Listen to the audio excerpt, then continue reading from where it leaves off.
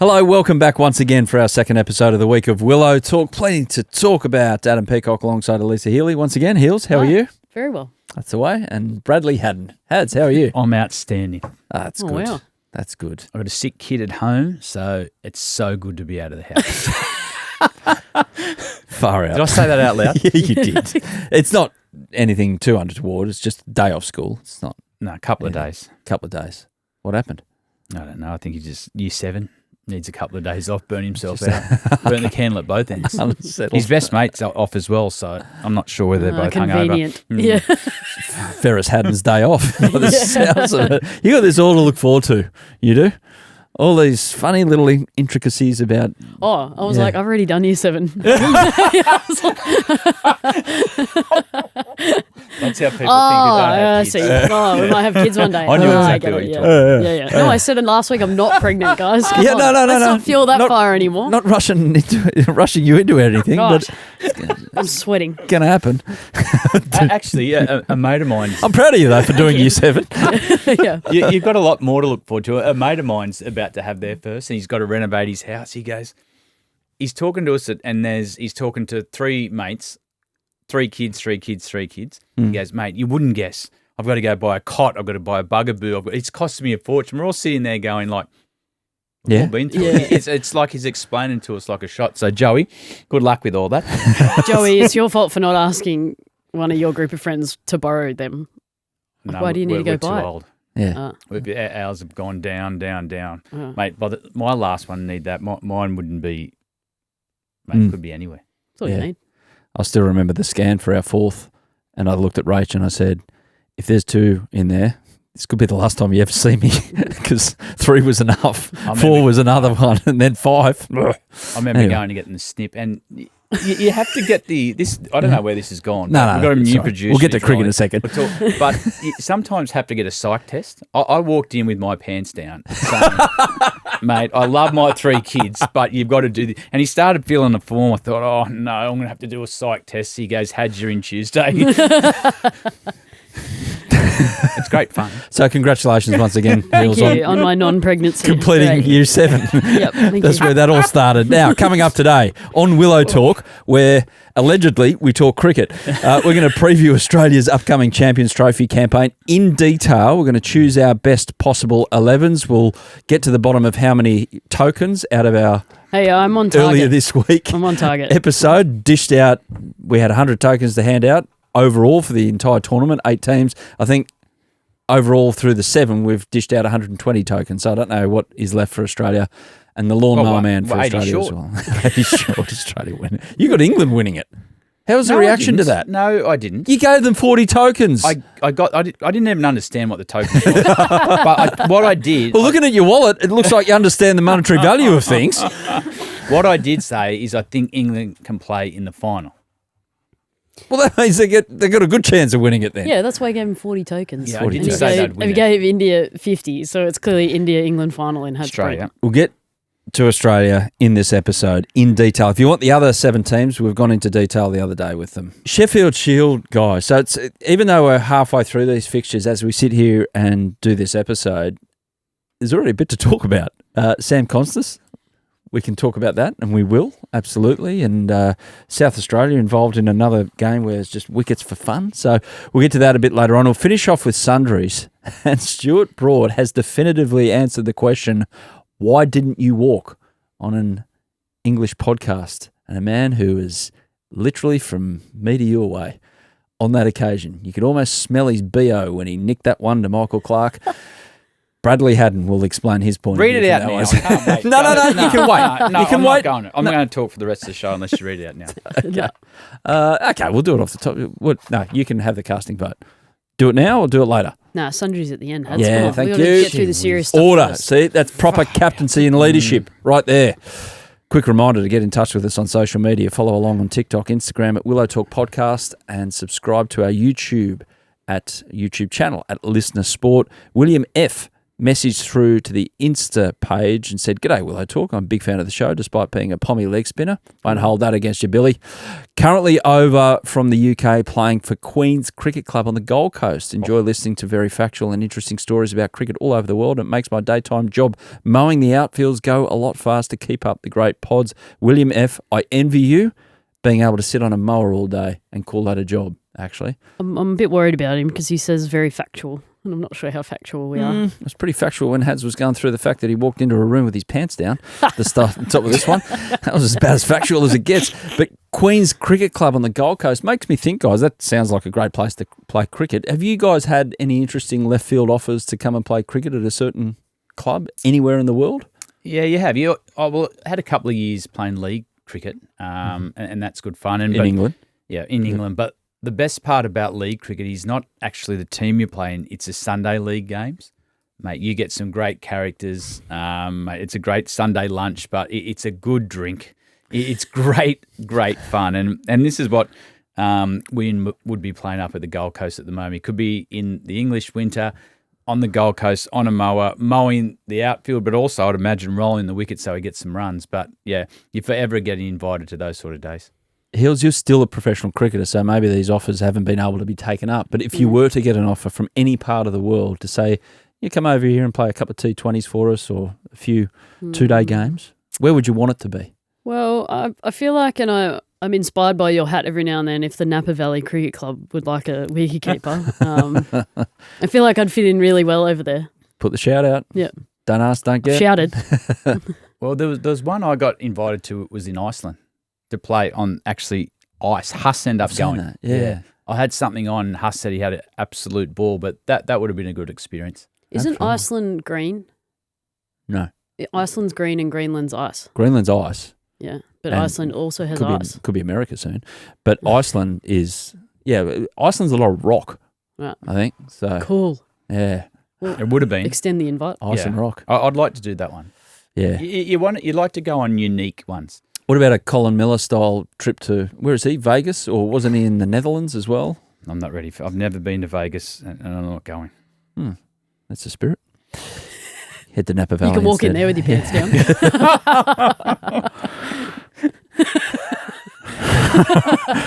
There is a strong international So I've audience. been told.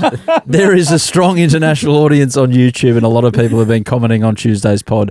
Prajwal said, "I love Alyssa is taking sides with India," and Jason said, "If New Zealand beats or finishes higher than Australia, Had should have to do an episode in a Black Caps top." Wow, that's like harsh. it. Do an Well- episode in it. Well, so, and you brought it up, the concerns with that comment is that there's no other way round. So what we've done is Joel, our Kiwi producer, is going to wear an Australian shirt if it goes the other way round. So you have to agree or disagree. I think he should have to wear a shirt and post it on social media that says, "I love Trevor Chappell." That's what I reckon. See how that goes down. I will do it if our new producer spends the whole day in a whole Australian outfit. The kit. The whole kit. Surely you've got some pants that are extra Yeah, long. I was thinking of, actually we will have to fit him out in Mitch's kit because he is quite tall. So he's got to spend the whole day at work in it. He's nodded. We're in. You in? Oh, thumbs up. Yes. Hads is in a Kiwi top. Oh, so that's the bet. For the whole episode. Hads is now on his way to Pakistan to coach Australia. And I'm presuming that producer Joel has got some kind of Kiwi paraphernalia from a cricket. Yes. I hope it's the beige as well. Leave us a review on Spotify and Apple Podcasts. Let's try and get to 250 before the Champions Trophy is over. We're on 240 now. Brano 2 left a review. Really love listening to the podcast. All of the bases get covered, and Heels is the best cricketing commentator going around. There you go. As for Haddin, I knew he could keep and bat, but he can talk sense about the game too. So a wrap for you too, Bradley. I've recommended Willow Talk to everyone that likes cricket, and all of them agree me that it's the best up-to-date cricket podcast anywhere. Brano too. On you, Brano. Thank you very much. Mate, send your address. We'll send you a hat. Yep. Put that in the comments. DM us. Slide into our DMs, and we'll send out Brano 2 a cap. Champions Trophy. So this is the big preview about Australia. Reminder, early in the week we went through 7 the other 7 teams that are involved in this resurrected ICC competition, which hasn't been around since 2017 when Australia went out at the group stage thanks to a bit of rain. In 2009, we had great success there, beat New Zealand in the final. 06, beat West Indies again. in the final. In more ways than one, Bradley. In more ways than one. So our squad, as it is, it's the second least experienced squad out of the 8 teams with only Pakistan behind them. How do you deep down feel about our chances here? Is it a chance to develop and find more about young players, or is it a chance to actually win the thing? Well, you're going there to win. Mm-hmm. You've picked it. Yes, you've got a lot of players out, but it's a great opportunity for the next group of players. Nathan Ellis is a perfect example. He's been ready for international cricket for some time, but with the quality of our team, he just hasn't had an opportunity. And this is a great opportunity now. He's at the top of his game. He's led the Hobart Hurricanes to their first ever title. His leadership was first class. And guys like Nathan, I think, have just been waiting for this opportunity without the 3 big fast bowlers around to show the world how good he is. Yeah. Hmm? I think that's not a convincing yeah. I won't lie, I wasn't listening to Hads. I was looking at the team lineup and trying to work out my best 11. He was talking about Nathan Ellis and how he's yes. No, we all love Nathan a Ellis. huge factor. But he should be a number 1 friend of the show. But no, I like our chances as well. I think I've got 14 tokens remaining, which gives them more of a chance than what I gave New Zealand, South Africa, and less than India. But I think whilst we're inexperienced, I think we're good enough to still get the job done. And I think playing England first will be a nice warm-up's not the right word, but probably a nice marker for where exactly both teams are at. So where's the strength of this squad? A bit of the unknown. And with opportunity, you look at guys like as well, Short, he's dominated domestic cricket for some time, and international teams haven't really seen the best of them. So going into the tournament, Australia have got the bit of the unknown. Yes, you can plan for these sort of players, but till you play them a couple of times, you really don't know what they're about. So they go into the tournament with a really dangerous team because a lot of it's unknown. Yeah, I agree. I think potentially teams in the past, and I know England for a fact, try and counter the 3 quicks that we've played for over 10 years. They know exactly what Mitch is going to do with the new ball, what Pat's going to do, and Josh is going to do with the new ball at the other end, right? So they know they're really well planned as to how they're going to take them down and get sort of into the middle order-ish of the bowling order, which is, Zamps and whatnot. So to have a brand new attack, I think, to agree with Hads, which is rare, I think it is not such a bad thing. So, Crick Info have come up with this 11. So, yeah, sorry, this is what threw me. I was reading it while you were talking, Hads. I promise I listened to you 9 times out of 10. Beg your pardon? Okay, they've come up with this 11 and see if you disagree with it or wholeheartedly agree with it. And if you disagree with it, chuck in some other names. Short, Head, Smith, Inglis, Carey, Maxwell, Hardy, Abbott, Ellis, Johnson, Zampa. See, I look at it and I go, oh, we're a bit light on the batting, but then I don't know who you're swapping out to obviously Labuschagne's a big name, not there, but I don't know who you're subbing out. And I wouldn't mind seeing another spinner, but Maxi's probably playing your second spinner role, so. Is he good enough to bowl 10 overs consistently? I mean, it's not a long tournament, so it's not like you're going through 8 matches like a World Cup. I think if you use him smartly, you can. Yeah. He doesn't need to bowl 10. I think if you can get six overs out of him, he's done his job. So Travis Head bowl a bit? Travis Head could bowl. I think, they got enough there, but if you use Maxi well with the ball, almost short, sharp spells, I think you can utilise him that way. I'd make a couple of changes, actually. I would put Smith to open. Yep. With Travis Head. Then at 3, I'm not sure whether I've got McGurk or Short, and they've got a licence to thrill. So Fraser McGurk, despite the fact he hasn't exactly set the world on fire in Australian colours. Well, once you've named in the squad, I'm not worried about that. You're in a Champions Trophy. You're there to win it, and he could be the X factor. And I could make a counter argument on how well he played in India. So do we throw him in there and say, okay, you're at 3. We want you to play that style of game that you played in India, because if he comes off on flat wickets, all of a sudden you're in front of the game. And what do you want from him? Do you want 130 off 130 balls, or will you take 60 off 25 balls and then I'd have Marnus behind him. So you got your three best batters, Smith, Head at 1 and 2. Your next best is Marnus at 4. And I think you got a bit of a free hit at number 3. So I'm not sure whether Short or Jake Fraser-McGurk plays there in that role. Then you have, obviously, Inglis at 5, Carey at 6, Maxwell at 7. Then at number 8, I'm undecided. I think we've seen a little bit in Sri Lanka that they want to use Hardy with the new ball. So if he plays, he goes there with the new ball at 8, Ellis, Johnson and Zampa. But that number 8 spot, depending on the surface also, you could play another spinner. So they didn't use Abbott with the new ball in Sri Lanka. So to me, they're going to use Hardy up front to swing it. So that's my team. Just on Jake Fraser-McGurk, obviously it feels like his reputation is bigger than already what he's put up in numbers, especially in domestic cricket. But, I mean, he's so exciting. He's brilliant to watch. He's, he fits the bill as a lawnmower man. Stop the lawnmower, go inside and watch the guy play. Do these conditions, in a way, given what he did in the IPL and what you both learned from him there last year, do they actually help him, the conditions, as opposed to Australian conditions, and why? Well, I think they do, and the surfaces in Pakistan are going to be what we think, nice and flat. It suits him perfectly, and you can't, he's in the squad now, and you're talking about, he hasn't done this, these are his numbers. You actually can't talk about that now. What you do now, you got him in the squad, and you back your system to get him right for those games. And if he goes off in the first game, mate, Australia win. He's one of those players that if he goes off, they win the game. So that's how you got to look at it. And they would have looked at his form, if you want to go down that road, in India.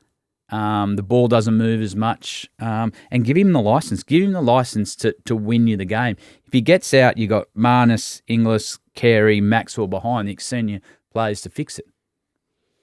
Yeah, I don't mind your thinking, but I would think he's got to open. If he's going to play that role, he has to open the batting. And I only say that because if he gets out cheaply at number 3, it means you've lost 2 really early, and then you've got Marnus coming in.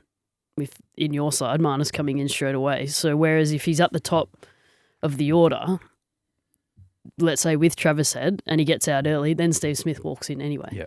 So, I would leave. I don't mind that lineup that Crick Info has given us. I'd probably take one of the all-rounders out. I don't think you could play Hardy and Abbott, and maybe look at a way to get somebody else in there. But I don't mind that. I like Smith at 3. I think it just calms things down a bit. Who's our most important player? Oh, Steve Smith, for sure. And maybe Spencer Johnson as well, I think. Hasn't played a heap of international cricket, and it's probably his first opportunity to play, a one-day tournament as well, so it's going to be a big ask, back-to-back games, whatnot. So I think those two are going to be crucial. Smith and Zampa. I think Adam Zampa has been our most sought after one-day bowler for some time. You talk about the fast bowlers, but when Adam Zampa's been targeted, we've lost.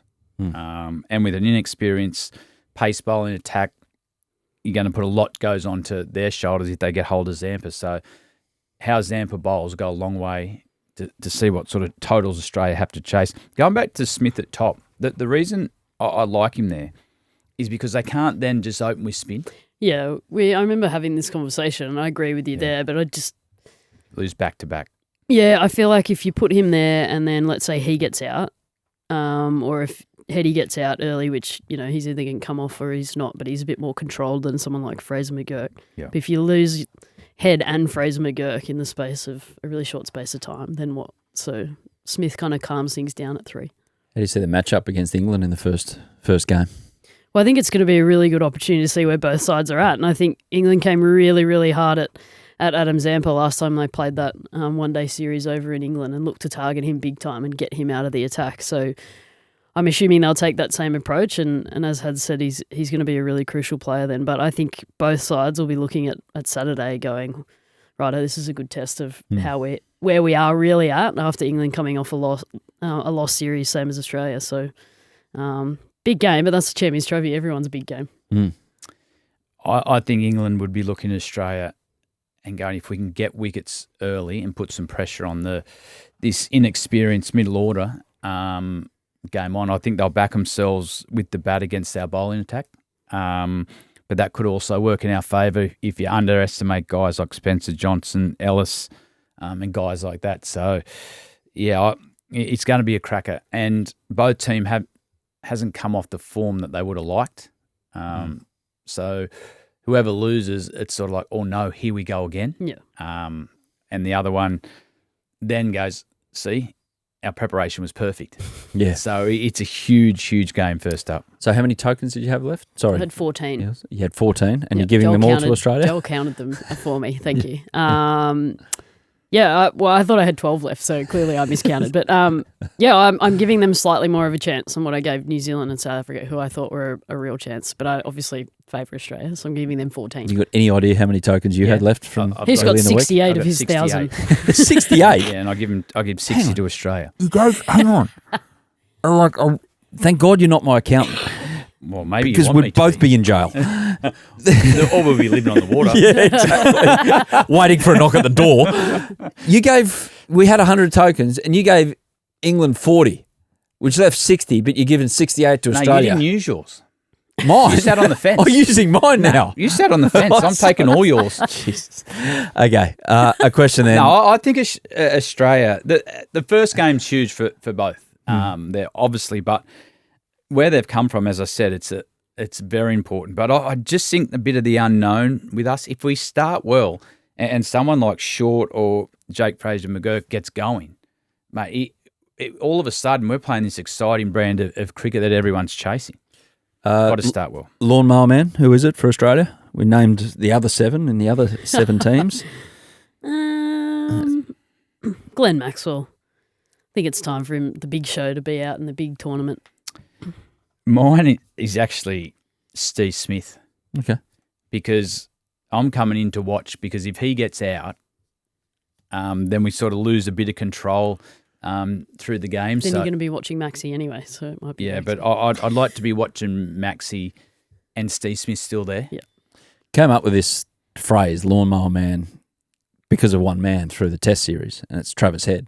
So for me, it's still Travis Head. Whenever Travis Head is playing, he's the Lawnmower Man for me. But yeah, you're already watching the start of the game anyway, and then you go in and mow the lawn. So. That's a good point. Well, I'm glad that's why you brought it up. I thought it was from your youth when you and your mates used to go out. So I'm happy. Well, my mate's cutting my grass or I'm cutting their grass. This is 100% the roguest episode of Willow Talk I've ever done. Well, producer Sam leaves and look what happens. Joel just gives us a thumbs up. Yeah, Joel's easygoing Kiwi. Ferris would be banging on the door right now going, what are you doing? What are you doing? Hey, ICC have announced the winners get 3.5 mil AUD, which isn't very much, as prize money. What happens? Like, how does the prize money get split up if you win it at an ICC tournament, if you're an Australian cricketer? It goes in your pocket? What do you mean? Does it all go to Cricket Australia and then they distribute it proportionally? Or do you get the whole 100%? Or what happens? Decided upon by the CBA? captain. Oh, the captain? Well, the team. So the prize money traditionally gets split between the 15 players that Just are at flat the out, tournament. none of it goes to the governing body? Or maybe on the side, Yeah. maybe there's an extra bit. They Little bit. get some interest in He's it. confused here. He's left a But- bit in the bank. Well, I'm I just think. speaking. This is what happens for us. So, Yeah. and we determine if you want to do it by a pro, like how many games you played or not. But most people will just divide it by the 15. Divide by 15. We actually divide it by 16. Yeah. And we give our staff that 16th, The player, and 16th. they split that amongst them because they don't get a bonus for winning, whereas like we do. Yeah, okay. Yeah, I think in the 2000s. You've had some good practice with it, by the way, over the years. Yeah, you should know what's happening. I think what we did at 2015 World Cup is everyone Spend got it all equal share. Coronas. Put it on the bar actually, Yeah. and we split it up with our staff as well. Yep. Yeah, good problem to have, especially if there's 3.5 million problems to solve. The issue now is there's like 17 staff members, so it's almost like that one extra player isn't enough to split. They all get like a couple $100 each. Anyway, hopefully for the Australian side, that is the problem that greets them at the end of the tournament. But a bit to get through, and looking forward to the Champions Trophy, which has, as by the time you listen to this, has already started. But Australia playing England in their first up match, and we'll be here throughout the tournament on Willow Talk to review and preview and all the surrounding storylines. For now, though, let's get to Sheffield Shield. And after one day of action in this latest round of matches, as we sit here right now, I think they're in the first session of some of these matches, and Hads is going to maybe tick over and see what the updates are. But New South Wales bowled out 238 against Victoria. Ollie Davies, good knock, 89. His form back on track. But the one that caught everyone's eye, obviously, was Scotty bowling again, and bowling to Sam Konstas. And Sam doing a few funky things in the space of about, 7 balls? 7 balls, yep. 7 balls.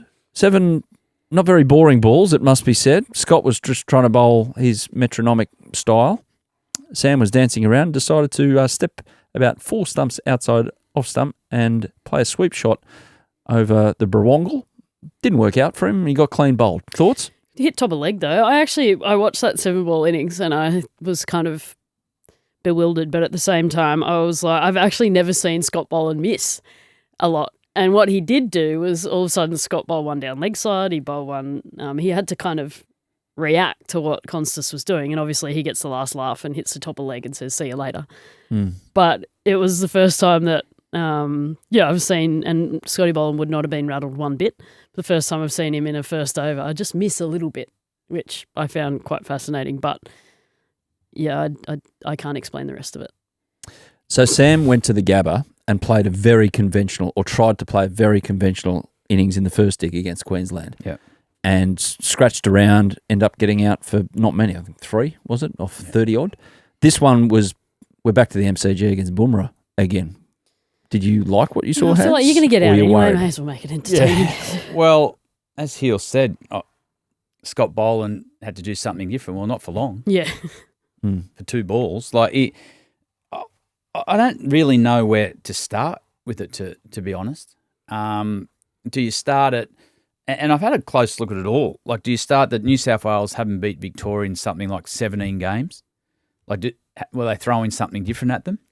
Then I have a look at, think about Greg Shippard, and mate, that's not his coaching style, to go out and play like that. And I don't really know what to take of it. Sam, I think, is a better player than he's showing, and that was a really good surface at the SCG. So he's still only young and he's still learning, but I think he's a better player than what he showed there. I don't really know. I was trying to understand his thought process. So you get why he did against Bumrah. You've said this a few times, because you just had to mix something up because Bumrah was eventually going to get you. Well, someone had to do something different. Yeah. And not a lot were brave enough to do it. At 19 years of age, you were brave enough, and it was great to watch. And straight away, you got a reaction. The second test he played at the SCG, he had a third man straight away because they were worried about it, put Bumrah off his length. But I honestly think he's a better player, and I want to know where this style's coming from. I'm not sure that Greg Shippard, the coach, would have said go out and play this style, because the other batters didn't. Nick Maddison played his style, and he does that all the time. So what advice is he getting from his staff? Is it to go out and play that style? If it is, they've got that wrong. And if it's not the way the coach said, who's he listening to? So has the coach lost the change room there? I don't know. What's happened with the way they're trying to play? Because this kid's a lot better player than what we're showing. So he's only young. He's got a lot of learning to do, and that's great. He gets hundreds everywhere he goes. The reason he played so well at Centre of Excellence against South Australia, he batted long periods of time. This looked like, from a technical point of view, he didn't trust his technique against bowling. Well, I think, and look at maybe the trends of his dismissals. He gets out a lot between the gate. The ball nipping back in at him is obviously something that he's worried about. So maybe that is his thought process, is I need to get him before he gets me, which I kind of understand, but then at the same time, there's some things you could do technically to try and navigate your way around that to bat long periods of time. But I feel like we can only ever ask the man about what he's thinking. So 'cause we can't. Well, tell. but we're trying to. I'm trying to understand what he is thinking. Yeah. And the one thing is he's 19, and I think that's one thing we have to remember as well. Like he's come in. His last month has been a whirlwind. Like he did what he did to get his test debut. He went to Sri Lanka. He came home. There's everywhere he goes now. He's noticed. Every little move he makes is noticed, and that too can play mind games with a 19-year-old who's just trying to learn his craft. Well, he'll get a second go at it at the SCG, the way the match is trending, and he might already have by the time we sit here. What are you laughing at? Torah, 7 for 146. So. As we sit here right now. So you're listening to it post, and probably Sam has had another crack at it, so we'll wait and see. Do you reckon it's a technical thing or mental? The way he's playing it? I think it's mental in the fact that he's trying to cover up a perceived weakness, maybe, or what but, he doesn't feel great about. Yeah, but not so much that. I think he's trying to put pressure back on the bowler, and like from an opening batter, thinking about some of the bowlers that I've struggled against in my time. It's like I'm a sitting duck. I feel like if I stay here and do what I normally do, I'm going to get out. So what can I do differently to try and put them off what they're going to do, because they know exactly how to get me out. So did he go too far? Maybe. But in saying that, I think that's his thought process is, what can I do?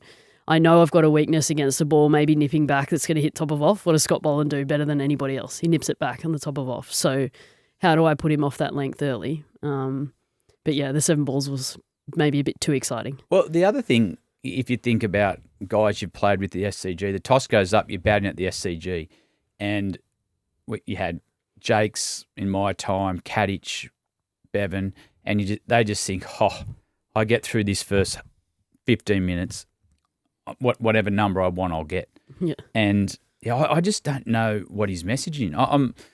I'm okay with him trying to change the game, and if he plays that way and it's successful for a long period of time, he's going to change the game. But to me, like, he charged once, he went to. There was a lot. Yeah, there's a lot going on, and if I'm sitting back with the coach's hat on, I'm going, are you trusting your defence? And the best players you played against, say Steve Smith and Ponting, the first thing they used to speak about is you got to trust your defence.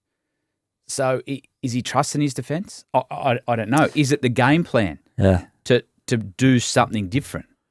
Well, one thing I do know right now is that Sam Konstas is your prototypical lawnmower man.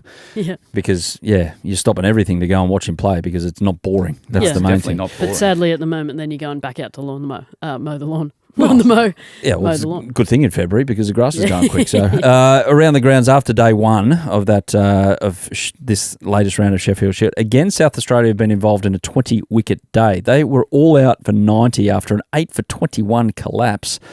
But they were back in by the end of the day. Tassie all out 101. Kieran Elliott finished with 6 for 23 for Tassie. For SA, Brendan Doggett, 6 for 40. So wickets falling left, right and centre. There'll be a result there. And Queensland all out 147. Corey Rocacholi had 7 for 52 in Australian conditions. Handy. And WA, much needed reset for them after their last couple of outings. 1 for 112 at stumps, but those have probably already resumed on day 2. We look forward to seeing what happens. Anything stand out there? Anyone got anything to say about South Australia being involved in games that just flat out won't go 2 days, let alone 3? What is happening?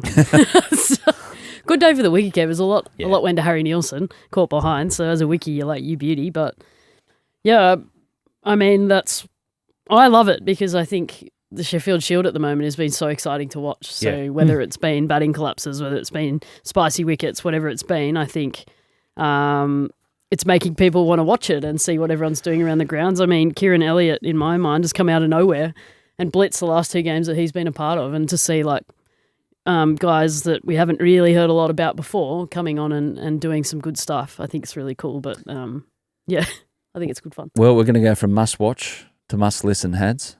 Well, you got something to say before we go? Well, I don't actually think it's that good to drinks watch. Break? I don't. You don't? No, I don't think South Australia and Tassie is that good a game to watch. 20 wickets in a day. Well, there's action, but are we improving our cricketers? Like, is it is it really what we want to see? South Australian, the last 2 Shield games, there's been 20 wickets fall both times on. I think the one previous was the same, but Well, WA, their game, that was the 3rd quickest, I think, in terms of Shield matches ever. So it's actually, we're getting some good numbers from the bowlers, but from a batting point of view, it's not great to watch. You want to see, even on spicy wickets, find a way to get to 220. Yeah. But then is it now putting pressure back on the batters? So all of a sudden now, if you're a batter in domestic game at the moment and you're making runs, you're going to stand out, I think. So I almost think it's a good thing. It's putting pressure on that next bunch to go. If you start making runs here, there we go. I'm not saying that that's what they're doing, but Yeah. it's like if you can hang in there and get a gutsy 100, you're going to stand out big time because the bowlers are dominating. No, I just like it when you two disagree. It's great. It doesn't often happen. No, we don't. We're on the same page a lot. That's weird as well, that 2 keepers are on the same page. Yeah, exactly. But I just like 90, the game before, 20 wickets in a day. Had they put too much in the wicket? Well, the one in WA, I will say that they were expecting an absolute heat wave, so they juiced the wicket up, and it didn't quite get to the stage of being able to have that effect, the heat. So, or is that just a great excuse to say WA's got to find a way to get 6 points, and they back themselves against South Australia on a dodgy wicket in a backfight? And you got the same result here. I haven't had a close enough look at the surfaces to see if they're overplaying their hand, but I don't like watching that. It'll be interesting to see what the second innings is. If you flip the game, if it flattens out. And you get 350, play 350, then I'm okay with it. But I don't like watching that all the time. Well, as mentioned, Heels described that as really can watch. Well, after the break, after our drinks break, it's can listen, must listen, because Hads responds to Stuart Broad and finally admitting about his walk, or non-walk, as it were, in an Ashes game. Back from our drinks break, we'll get into Sundries. No, we'll lead Sundries with this because Stuart Broad's coming up and what was said on another podcast. But Heels, you can lead us off today. Shout out. Shout out. Well, we did a Shield wrap, but the WNCL is also on at the moment, and there's 4 teams that can make the final still in this last round of fixtures happening this week. But my shout out today was Tarly Wilson, who just ticked over yet another 100. That's 2 in the last 3 games, and I think there was a 90 in between there as well. So... What's the state of play there in that? There's a keeper banging down the door, wanting to get further honours. Hello. New South Wales at the moment, 1 for 195 off 37 overs. So bullying ACT. Bullying ACT. But how do you feel about that, Hads? What do you mean? New South Wales bullying your home state. I'm just all for good cricket. As described before the break. And learning. But it's coming. Everything will come down to the last game of the season as to who's going to play who in the final. So I think it's exciting. Now, in an interview with Cricket District, Stuart Broad did a Q&A and was asked the question, why didn't you walk? He responded with, I never walked, just because the Aussies burnt all of their reviews. Didn't mean that I was going to walk off just because they made that mistake. Broad then goes on to say, I got a fine nick onto Haddin's glove and then he dropped it and it went to first slip. So it wasn't actually a big nick to first slip. And Broad finished by saying, why didn't Haddin walk on the last ball of the game? All right. No, that was a huge nick to first slip. Did it hit your gloves? Did you touch it? It came off me, whether it was my end of my fingers on my hip. You dropped it. It's a drop. My whole opinion of this whole situation has just changed. It's all irrelevant. Why? He nicked the ball and it was caught. Yeah. It's irrelevant where it was caught. Yeah. But you dropped it. Well, he didn't actually technically drop it because the ball never hit the ground. Was out. So okay, yeah, fair enough. Good point. Play. Technically, it was a team catch. Yeah. Here's one for you. I agree with everything Stuart Broad said. Yeah, so do I in that. So I don't know why he's brought my name into it. Yep, I do. It was not out. We had no reviews. The umpire made the wrong decision. Life goes on. That's cricket. And then he said... Well, life didn't go on. For about 20 minutes, there was a hell of a lot of whinging out the middle. No, but fair. But I agree with him. And why didn't Haddin walk off the last ball? Same as Stuart Broad. Yeah. The umpire's there to make a decision. Jimmy Anderson asked me straight away, you hit that. And I said, yes, I did, Jimmy. Yes, I hit the ball. But like Stuart, I'm not walking. Well, you don't have to walk either. No. And the umpire gave it out, shook their hand. Well played. You were too good for us. Yeah. So everything that Stuart Broad said there is true. This is the story that keeps on giving. Like every Ashes series that comes up, every time Stuart Broad is spotted on Australian terra firma, it gets Stuart Broad didn't do anything wrong. No, he didn't. No. Yeah, we as Aussies think that we do the right thing and walk off, but no, he I wouldn't. didn't walk. No, Yeah. but I, No, I he don't wouldn't. think. I think Stuart did exactly the right thing. I think the reaction he wants out of this is, Stuart, you did the right thing. Yeah. We had no reviews left, so we couldn't review it. Life goes on. The umpire gave it not out, and the game moves on. I nicked the last wicket, give a not out. Yeah. Yeah. I think Just pause for a second. We literally have the Prime Minister of the country just interrupting no way. Anthony Albanese. How are you? Hey, Brad hey, Haddin. nice to see you. Adam again. Hey, mate. How you going? You sit next to the captain. So he's running late. My seat. His mind is the thing. We're just talking cricket in here, Prime Minister. Yeah, yeah. What do you think of the Ashes campaign that these ladies It was had? absolutely awesome to win the full bit, 3-3 and 1. And smashing 7 them. games. Yeah. And it was, if it wasn't the English, you'd almost feel sorry for them. whoa. Any correspondence with Almost. Thank you. any correspondence with the English counterpart, whoever that is at the moment? They seem to change all the time. I'm one of those people who at the cricket, if we're like 2 for 400, people are saying, some people who I go with go, it's not really exciting. I think it's magnificent. Are you excited about next? Oops, sorry. Well, I was going to say, if you ever nicked one to first slip, would you walk? Well, if it's to first slip, then, chances are, unless the umpire's Well, pretty the umpire's bad, given it not out. not out. So are you walking? Yeah, I probably would. Oh. I probably would. I'd be, What about against the English? I'd be the. I'd do a gilly. Mind you, how bad was Go on. Mitch? What do you mean? What? Well, he didn't get a nick and he walked. Oh, Yeah, yeah. that's right. Yeah. Yeah. Yeah. See, you need me to. Yeah, oh no, we need an expert in here. We all forgot about that. Are you excited about next year's Ashes? Seriously, he walked. What is going on? Yeah. Oh, I agree. He missed it. Don't look at him. She lives with him. Ask. You're not that good of a bloke, don't worry. And next year's Ashes, very excited. Yeah, absolutely. Yeah. 5-0. 5-0. Well, 4-0 will do. You don't want to be greedy. I thought the series this year was just fabulous with the Indians. It's really interesting. In my lifetime, India went from being, I'm old enough to remember the series when Simo came back. And, during the conflict.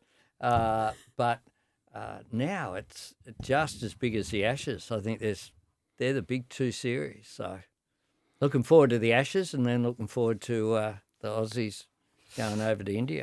Well, you got a bit to get through before then, so we wish you all the best with it. Thank you for quickly dropping into Willow Talk. You're not suggesting, though, that the my contest is more important than the Ashes, surely? Oh, No. No way. No. Because life will go on for us. It is, by the way. For you it is. But we can talk about interest rate cuts, but we'd rather talk about Travis Head blazing through point with his cuts. Absolutely. So, Let me just say that I hope that next summer for the Ashes series, I don't get to go to a lot of it because I'll be too busy. well, But No doubt. that's on you. If things go bad, I can go to all 5 days. Win-win. Win-win. Anthony Albanese, thanks for dropping you by. very much. Good on you. Briefly. Thanks, Prime Minister. Haven't got a date yet, but I'm sure it's coming. So It's coming. It's coming. May 17 or before. Yeah. All that really matters for us is the Champions Trophy on Saturday against England. So we don't really care about the election at the moment. So best of luck, Albo. Thank you luck, for Alicia. joining us. so thanks for dropping in. How good is it you got a backup keeper? Yeah. There's a few good ones around the country at the moment. Yeah. Very lucky. Yeah, no, very good. You didn't have a... Nah, my time was Healy's outplayed all of us. But I'm just a bit in awe that we've got the two most important people in the country right in front of us. Right here. And I'm not sure who's 1 and 2. Is it the Australian captain or the Prime Minister? Yeah. Oh, yeah. The reason why I went into politics, I wasn't good enough with either the bat or the ball. But I can catch. Yes, Yes. that's all you need. Yeah. Brilliant. Thank you very Albo. much. Great stuff. That's an interesting interlude for Sundries. I mean, can you imagine that happening in any other country in the world? That just casually speaking on a cricket podcast that the Prime Minister drops by. So Who is more important? Pat Cummins. I think it was you. Yeah. The Prime Minister was in awe of you then. Yeah. I've actually been fortunate enough to have quite a number of run-ins with him over the years, like good ones, not bad ones. I thought we were going to have cut. Yeah. He's lovely, and he's a Yeah. like out and out cricket fanatic. Yeah. Actually, one of the first times I met him was at the MCG. I was watching the Boxing Day test, and he came over and sat next to me for a chat. So he would have loved coming on Willow Talk, surely. Yeah, absolutely. It was his highlight of his day. He's on the campaign trail, even though we don't have a date yet. But no, Anthony Albanese, I am led to believe, and now he talked down his bowling. He was a better bowler than John Howard. So I'll just put that out there. Surely. Even though John Howard loved his cricket as well, or Mate, loves no his one cricket. loves it more than Johnny Howard. Yeah. He knows every stat.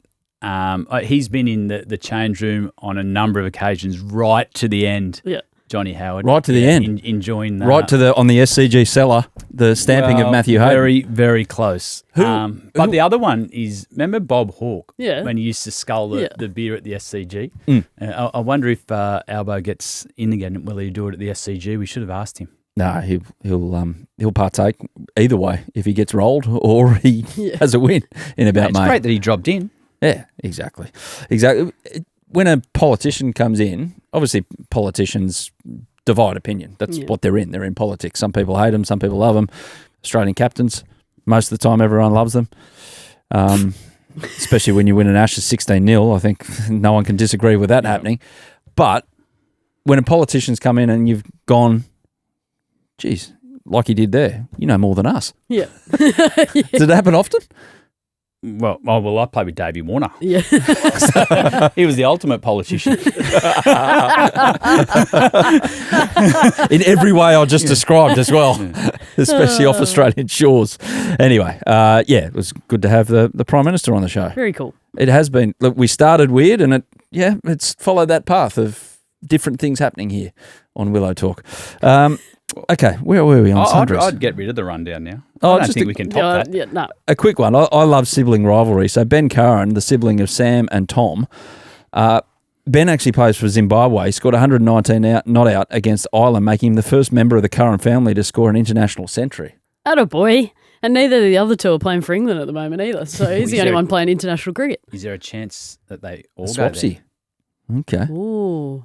You've got inside word there. Or No. something. I'm just Oh, you're throwing it out there. there. Well, Sam and Tom are franchise players all around the world in 2020. Yeah. That they could easily change to Zimbabwe. That's their father played for Zimbabwe, so I imagine that the three of them getting the opportunity to play together. Zimbabwe won that one by 9 wickets and won the one-day series against Ireland for the first time.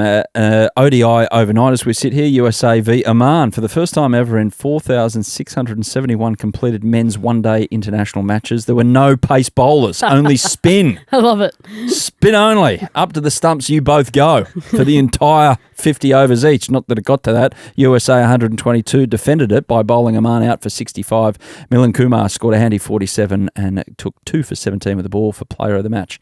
Australia have announced their deaf and hard of hearing cricket squad for the upcoming T20 tri-series against South Africa and India, followed by a 50-over series in India.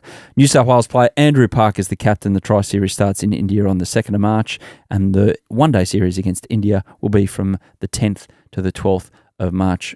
Good luck to all selected, and most importantly, congratulations. Pretty cool tour they're about to go on. It's awesome. Absolutely Good awesome. luck, Andrew and co. Yep. 9 years ago today in Christchurch, New Zealand v Australia test match was on. It was Brendan McCullum's last ever test match. He scored 145 of 79 in the first innings. Australia bowled New Zealand out for 370. Joe Burns, 170. Steve Smith, 138. Went on to big and better things, old Stephen. He gave Australia 505 runs in the first innings And in the end, Australia got home by 7 wickets. Jackson Bird, 5 wickets. James Pattinson, 4 on that occasion. So a little anniversary note there. Well, it's an interest just looking at the result there. You got Brendan McCullum now coaching in England, and Joe Burns is captain of Italy. Yeah. Trying to get them qualified for the World Cup. Exactly. So all still involved at various levels. Jackson Bird's still going around, and James Pattinson recently retired, but still He's on the Legends Tour, isn't he? He's rolling on the them Masters. over. Yeah, Yes. got picked in that side. Mate, Birdie's got 3 more years left. He's dominant. He's the leading wicker in state cricket. Lady and gentleman, thank you for today's Willow Talk. What a day. That was an exciting episode from where it started to where it ended.